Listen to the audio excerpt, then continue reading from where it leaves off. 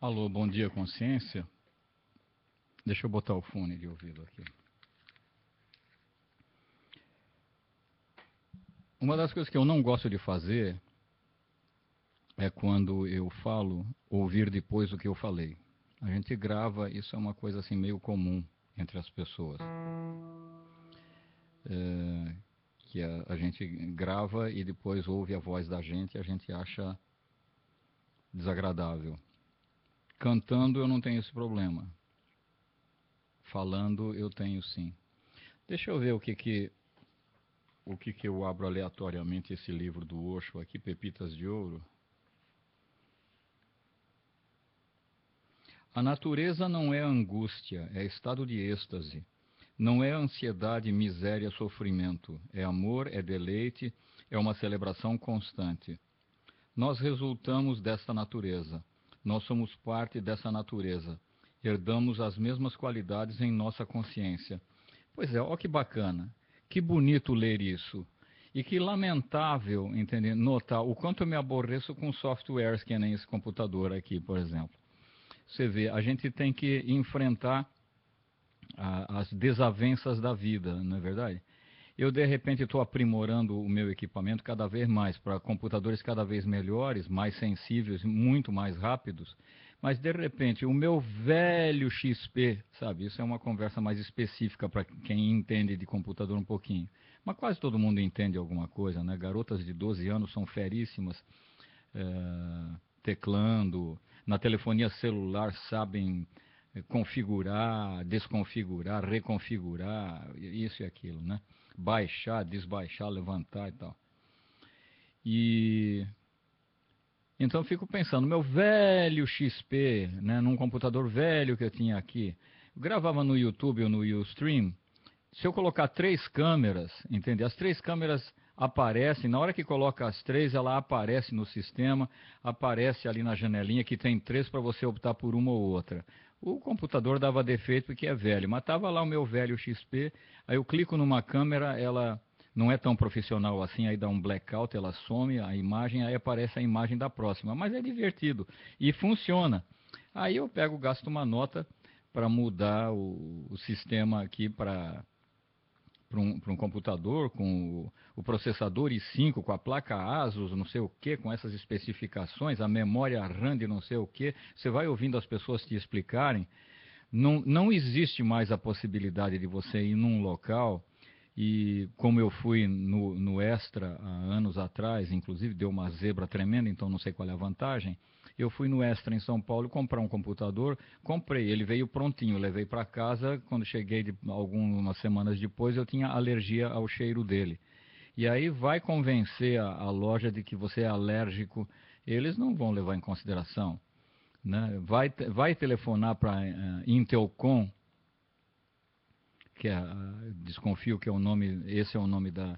Bom, enfim, eu telefonei para Intelbras, Intelcom, é alguém que fabrica esse computador, né?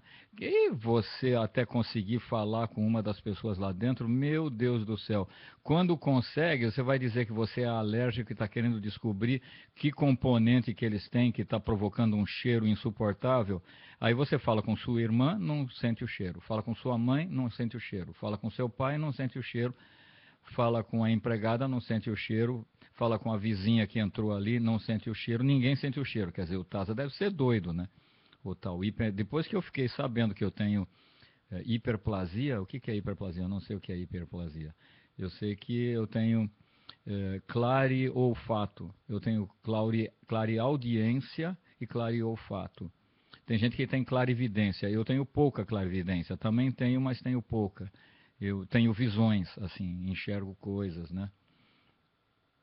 Mas é muito pouco o que eu sou clarividente. Eu, por exemplo, não enxergo coisas que eu quero no futuro, no passado. Não depende de eu querer. De vez em quando eu tenho umas visões, uns flashes assim, né? E conforme você for trabalhando com meditação, qualquer um pode passar a adquirir certas noções assim. Eu perceber que tem certas possibilidades que não conhecia antes. Não é verdade?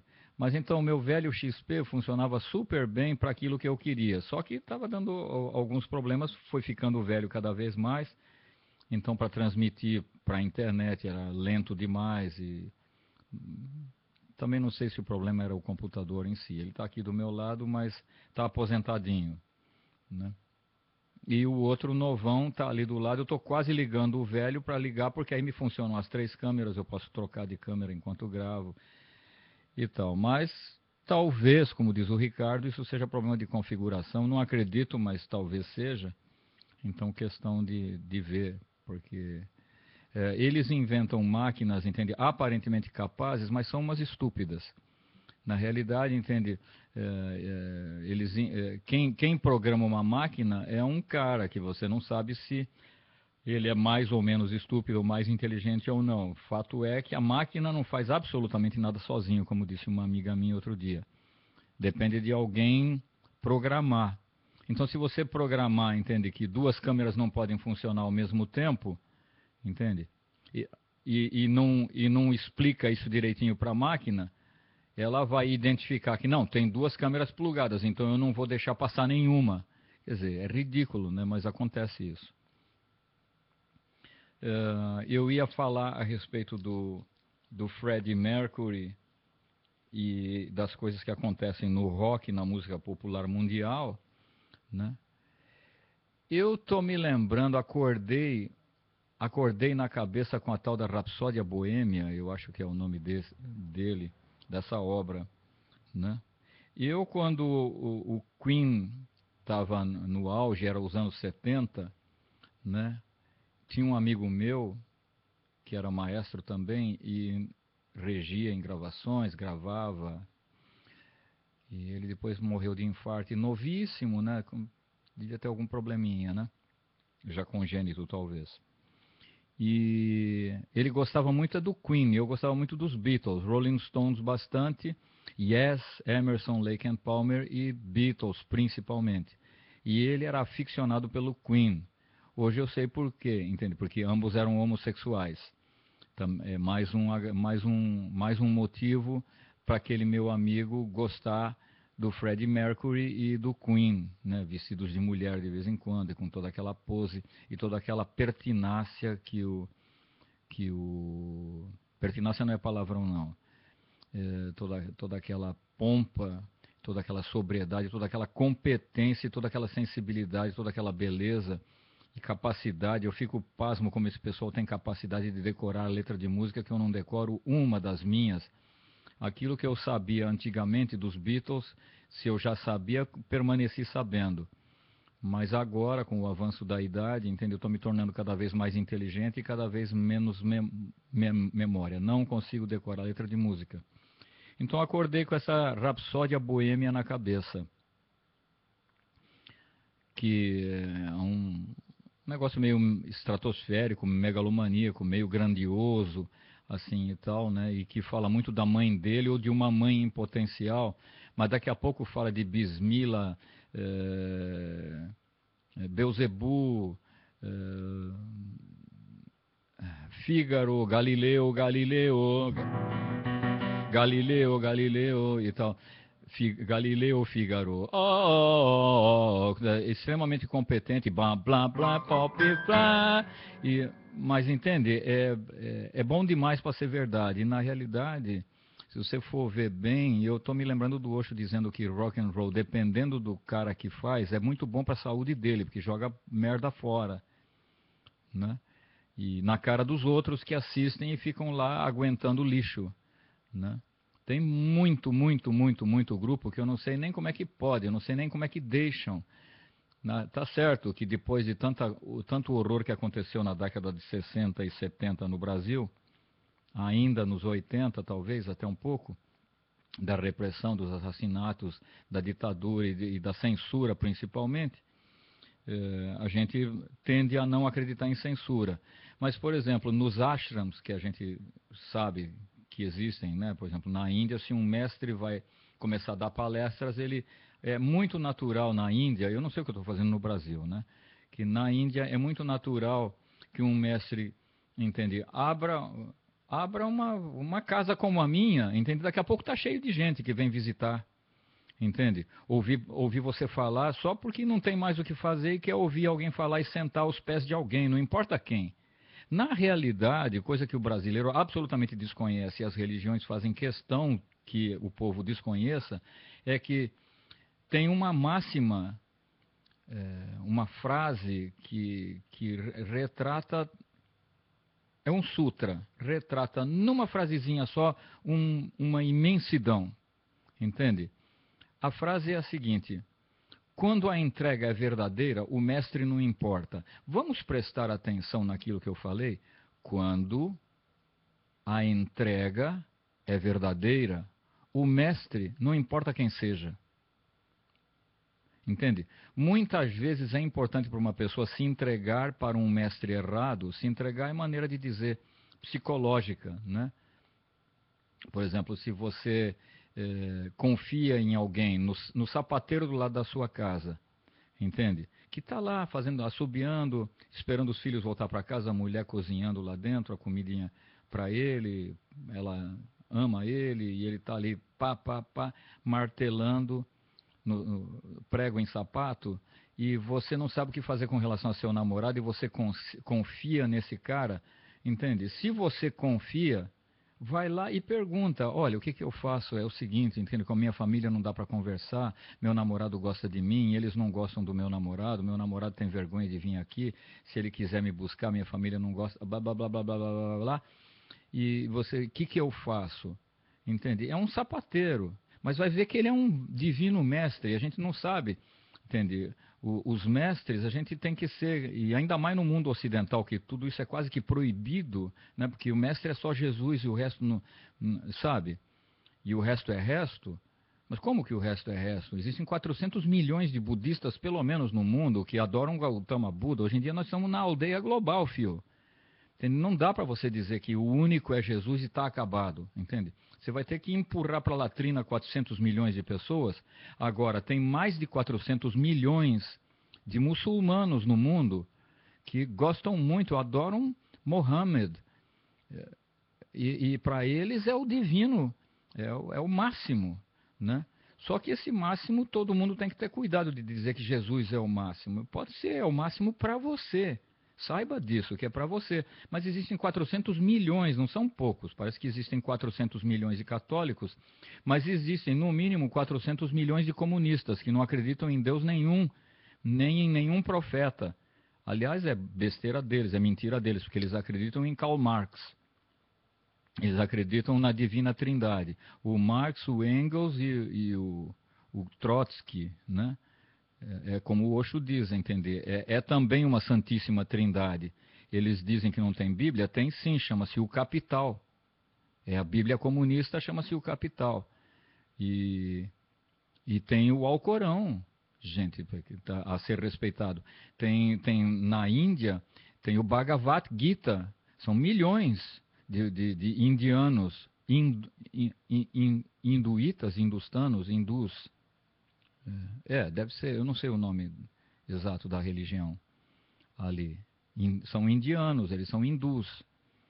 Os brahmanes são os mais estudados, mas o resto do povo também. São milhões e milhões de pessoas. Como é que você vai agora dizer que eles estão errados, que só Jesus é que cura? Então a Madre Teresa vai para a Índia, a Madre Teresa de Calcutá, e vai fazer um trabalho de Jesus lá dentro. Tá bom, e começa a converter pobre para o cristianismo. Também tá bom, pode fazer isso.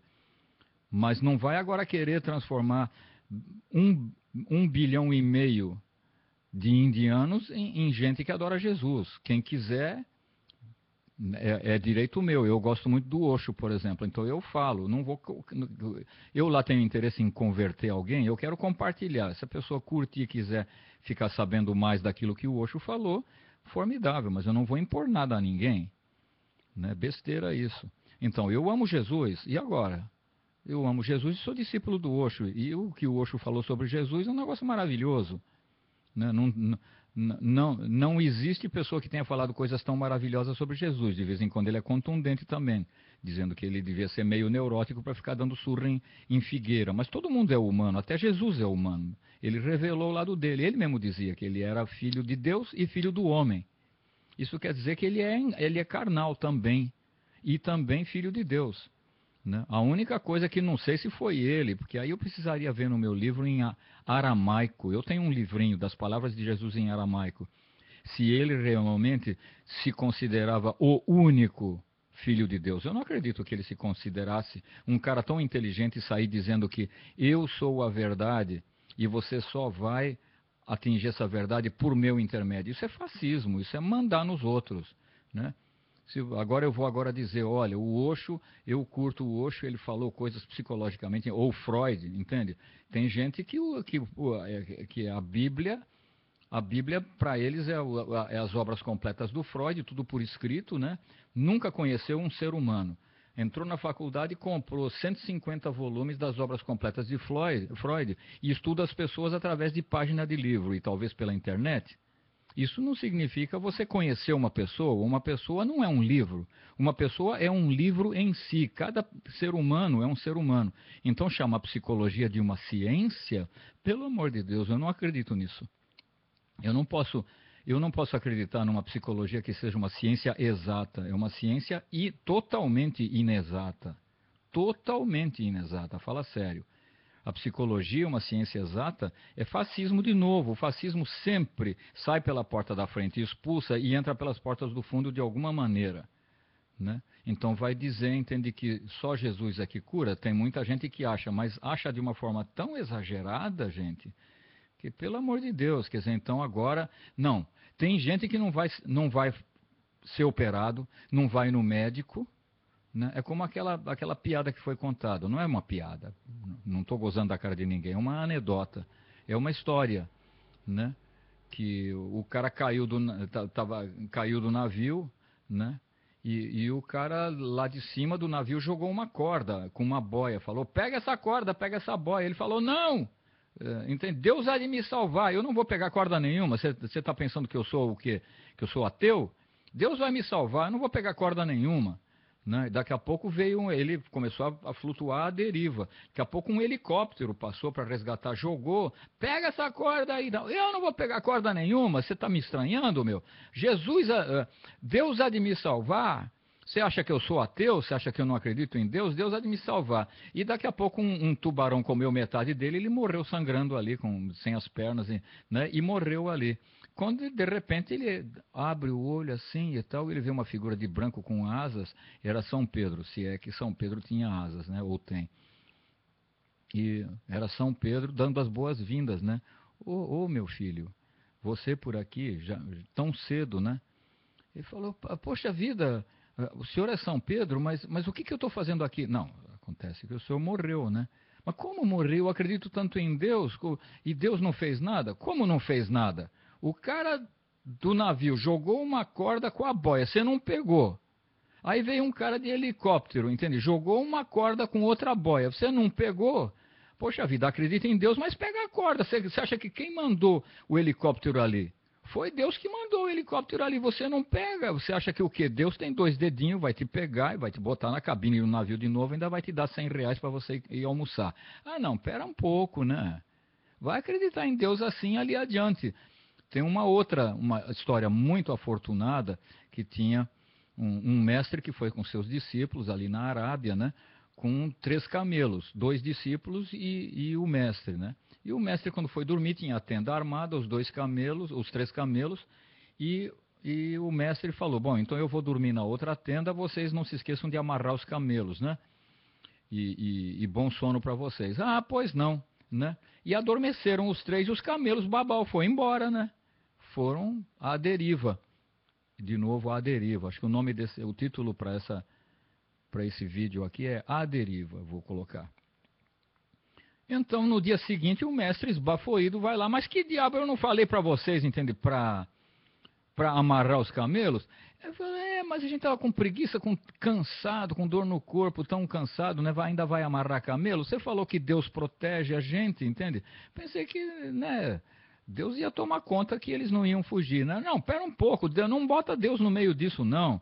Deus não tem mãos. Deus criou você com mãos. Você vai lá e amarra o camelo. Você pensa que Deus vai vir aqui para amarrar camelo? Ele não tem mais o que fazer? Tem milhões de pessoas rezando. Por favor, meu Deus, aumente o meu salário. Por favor, meu Deus, meu INSS não sai. Por favor, meu Deus, a minha namorada, não sei se gosta de mim, não vem aqui na minha casa. Por favor, meu Deus, sabe? Pô, Deus está com vontade Deus deve estar colocando 2 rolhas no ouvido, pô. Você já pensou, cara? É muito, né? Se Deus fosse uma pessoa muito grande escondida em algum lugar do universo, ele deve estar maluco. Você já pensou a quantidade de gente? Por favor, meu Deus, entende? Eu preciso de uma cesta básica. Por favor, ai meu Deus, minha namorada me abandonou. Eu estou ficando louco sem ela e tal. Gosto tanto. Por que uma coisa da. Você já pensou? Nossa, vai incomodar Deus assim, né? Tem outras histórias, entende, e tal, dos 2 rapazes que estavam assim ajoelhados no meio do deserto. Ó Senhor, meu Deus, nós gostamos tanto de você, né? Você nos dá tanto, né? Até achamos esse oásis aqui no deserto que tem água, tem umas plantas que a gente até pode cozinhar e tudo mais. A gente tem um pouquinho de graveto e fogo. Que bacana que você é, né? Se um dia a gente se encontrar, permita, entendeu? Eu sou sapateiro, né? Quando a gente for lá para casa, era um deserto mais ou menos, né? Era pertinho ali, né? E de repente estava passando o líder religioso da aldeia, né? E começou a ouvir, falou: não, quando a gente voltar para lá, se o senhor tiver algum problema nos seus sapatos, eu vou pregar os seus sapatos. Como é que é? Gritou interrompeu o líder religioso. Como é que é? O que você está falando para Deus que você vai consertar os sapatos dele? Se ele tivesse sentindo mal, que está machucando ou qualquer coisa, tal. Você pensa que Deus é o quê? Isso aí é reza? Você ficou louco, é? Falou: não, senhor, me desculpe, nós somos gente muito pobre, muito simples, nós não temos estudo, nós não temos educação. Nós falamos do fundo do coração. Entende? É só isso que a gente sabia fazer. Agora, se o senhor quiser ensinar a gente a rezar, por favor, ensine. Ah, então venha cá que eu vou ensinar. E começou toda uma ladainha de uma reza, uma oração, não sei o que, tal, tal, tal, tal, tal, tal, tal, tal, tal, tal, tal, tal, tal, como todo mundo faz. Aí virou padrão, né? E eles agradeceram, muito obrigado, agora a gente sabe como rezar. O cara com o ego desse tamanho, todo inflado, saiu e foi voltando para a aldeia e de repente, bum, apareceu uma nuvem grande e a voz de Deus apareceu na frente desse ortodoxo cidadão, esse líder religioso e falou: o que você fez aí? Ele falou: Senhor, o que eu fiz o quê? Não, você, 2 das pessoas que mais me amam, mais me adoram, você foi lá, entende? E criticou e ainda estragou com todo o amor que eles estavam devotando. Eles estavam falando isso pelo amor do coração deles. Eles queriam consertar os meus sapatos. Sabe lá se eu tenho sapato ou não. O que importa é como Jesus, quando Madalena lavou os pés de Jesus, Judas ficou ali do lado falando: esse perfume tão caro, podia vender esse perfume e dar o dinheiro para os pobres. Como é que você fica aí sentado deixando que ela gaste esse perfume nos seus pés? Né? Será que toda a sua ideologia não é servir aos pobres? Jesus falou: calma, Judas, pobres sempre houveram e sempre haverão. O que eu estou olhando é para o coração dessa mulher. Está fazendo muito bem a ela. Não é pelos meus pés, que você sabe que eu estou pouco me lixando, entendeu? Eu ando para lá e para cá e um pouco de óleo a mais, um pouco de óleo a menos não vai me fazer muita falta. Mas eu estou olhando é para o coração dessa mulher, entende? E Deus estava olhando para o coração daqueles 2 homens, entende? Que estavam dizendo: olha, se você tiver piolho na sua roupa, nós vamos lá e tiramos. O líder religioso ficou escandalizado. Piolho? Você acha que Deus tem roupa que tem piolho? Que você acha que Deus é? Um porco sujo e tudo? Não, ficou escandalizado. Ele ficou escandalizado porque ele não entendeu nada. Eles estavam amando a Deus. Então, querido Deus, nós amamos você. Se você quiser que eu faça alguma coisa por você, me diga, por favor. Faça com que nós saibamos. Eu, de vez em quando, me sinto tão pequeno, Senhor Deus, sabe? Eu diria uma coisa dessa, Taza, sabe? Me sinto tão pequeno, tão inútil. Eu gostaria de fazer tanto pela Terra e pela humanidade. Não consigo fazer quase nada. Dá a impressão de que tudo é tão difícil. A humanidade está indo para o brejo. O aquecimento global é capaz de nos matar a todos. Já está todo mundo reclamando tremendamente do excesso de frio num local e do excesso de calor em outro, e sei lá, tem tanto que eu gostaria de fazer e não consigo, tem tanto pobre morrendo por aí, tem tanto sujo, corrupto envolvido em política, entende? Vivendo nababescamente e está em cana.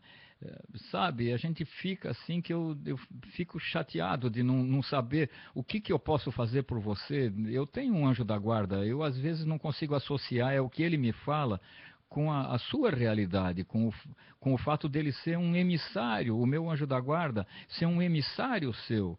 Entende? Quando eu tomo florais de Saint-Germain, que intensificam a minha ligação com os anjos da guarda, vamos dizer assim, eu sinto instruções muitas vezes e não levo elas a sério. Uma amiga minha, Sandesha, falou isso.